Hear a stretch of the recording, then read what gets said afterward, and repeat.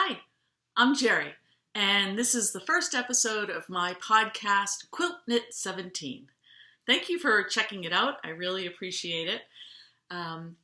This is a long time in coming. I've been thinking about this for quite a while. I've been inspired by so many wonderful makers out there, including Opera Joe and By the Lakeside and Amy Florence of Stranded Dye Works. I just love the energy that they all give off. And so I just wanted to join in. I am a resident of Massachusetts, and I am a newly retired person. My company offered a voluntary buyout, and I accepted it. So I have been in the investments and financial services industry for over 20 years. So being home and having the ability to sew and knit and craft is pretty much like a dream come true. And I wanted to make sure that I stayed connected with folks, and I just enjoy watching podcasts so much and going to festivals and meeting people that I've seen only on podcasts, that I thought, hey, why not give it a try? So what's been keeping me busy? Right now, I'm working on several things, like you do, and one of the major things I'm working on is the tamarack sweater for him. I'm knitting it for my son. I have two children, a son who's 20 and a daughter who's 16. And so the sweater is tamarack for him, and it's a cardigan, long cardigan, and it's by Brooklyn Tweed, and I'm using their yarn, Quarry, and here it is in the hematite colorway. I don't know if I'm getting a good read on that. Oh, there you can kind of get a better read of it. And it's really interesting. So it's 100% American wool, Targhee wool, and it's just so light. But when it's on you, when I'm knitting on it, it's on my lap, it is warm. So this is where I'm at, and I have to tell you, I'm kind of like a deer in the headlights at this. Ooh, there you really saw the color. A deer in the headlights at this point, because I've done the main part of the body, and I've done the sleeves, and so now it's joining time. It's bottom up, so it's joining time. And so you're reducing on the body, and you're reducing at the top of the sleeves, all at the same time, and I'm a little nervous. So I'm thinking I'm going to go to a knit group where there is a very proficient knitter. She gives lessons and is always willing to help. A lovely, lovely woman by the name of Kate. And I'm thinking I might join that group and just get a little coaching so I feel more confident right now. I'm sure I could do it.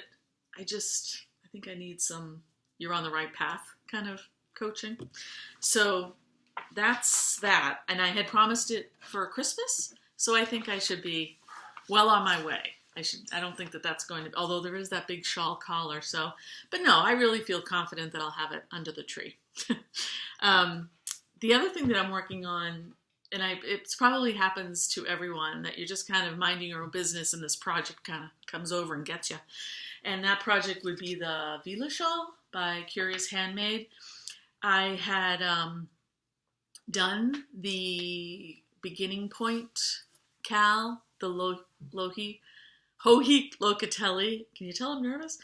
Cal, and that was so much fun. I really enjoyed that a lot. And if you go on my Instagram, Quiltknit17, you would see a picture of my finished product. I can't wait to wear it, although I don't want to wish the summer away because, we wait so long for it to show up. But anyway, that put me in the mind of shawls, and I wanted to knit some from my stash because I did knit the starting point cal. Did I call it beginning point? Starting point cal for my stash, which just doubled the pleasure, because I am planning to go to Rhinebeck in October, and I want to use up the yarn that I bought there last year. Not to mention the yarn I bought at Vogue Knitting Live in New York in January. So the Vila shawl is being knit out of, and that's Curious Handmade, Helen Stewart, the Shawl Society 2.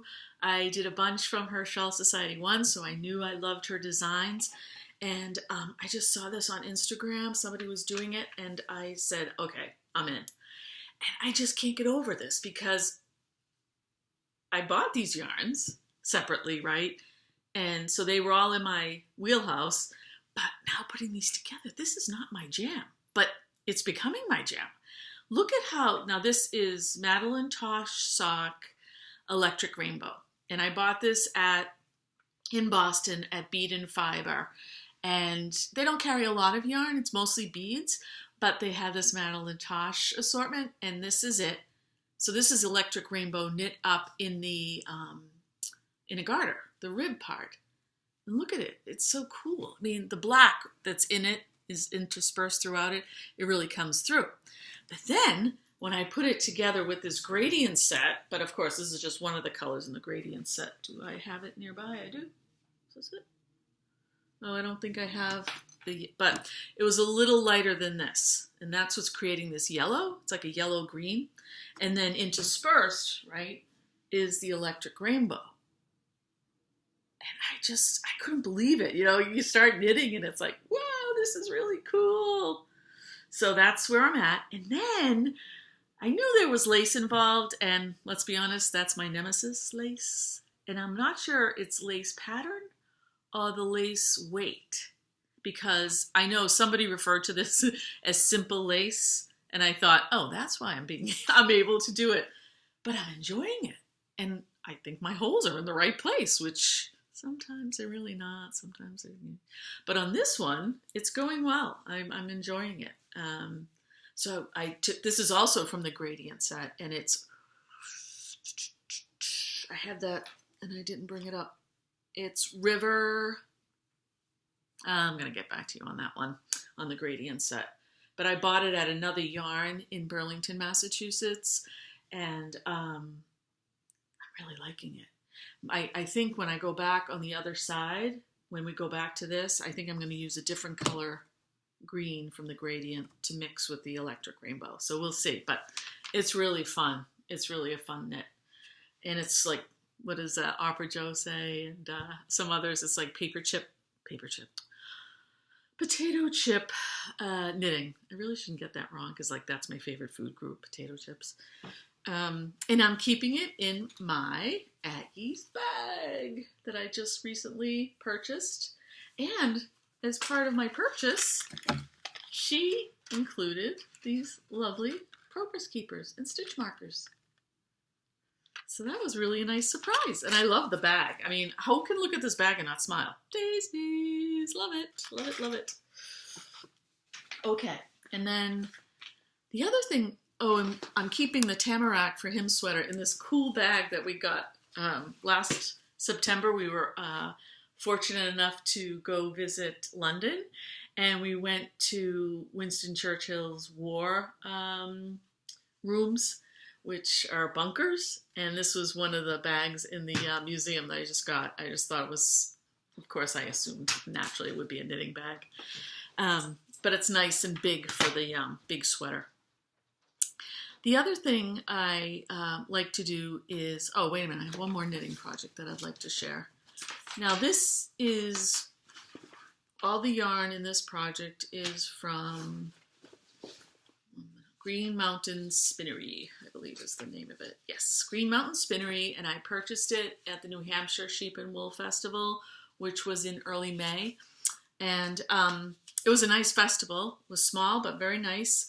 And the woman, I believe her name was Kate, from Green Mountain Spinnery in Vermont was there. And I wanted to do a little bit of color work because I had taken a class with Mary J. Mucklestone at Vogue Knitting Live in January in New York. So I thought, oh, I should, I know that this would be good wool for that project. And so I was speaking to the woman there at Green Mountain Spinnery, and she recommended a cowl by Isolde Teague, and it's called a Quiltknit. I don't know what that's called. I'm not sure about that, the pronunciation. But this is how it is shaping up so far, and I'm really enjoying it. Yeah, so that's kind of slow going. It's when I really feel like concentrating. But then, the potato chippy knitting sometimes takes over.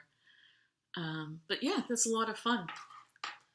And it's making me try something new. So I'm really trying to, avoid pulling and making sure I'm getting the stitch pattern right. So it's a good project. I love to learn new things while I'm doing these projects, even if it does lead to some salty language. Okay, the other thing that I'm working on right now is a cross stitch pattern that I picked up at Camp Wool in Kennebunk, Maine when I was on vacation. And if you're ever in the area, this store is just incredible. It has a huge rug hooking section, which I do not do, but it also has punch needle, which I've tried and I don't love, but I might give it another go someday. And tons of cross stitch. It has a lot of wool for wool applique, which I've done a lot of. And it also has an antique section, which is very cute. So this is the pattern I picked up. It's, of course, I don't have the picture here.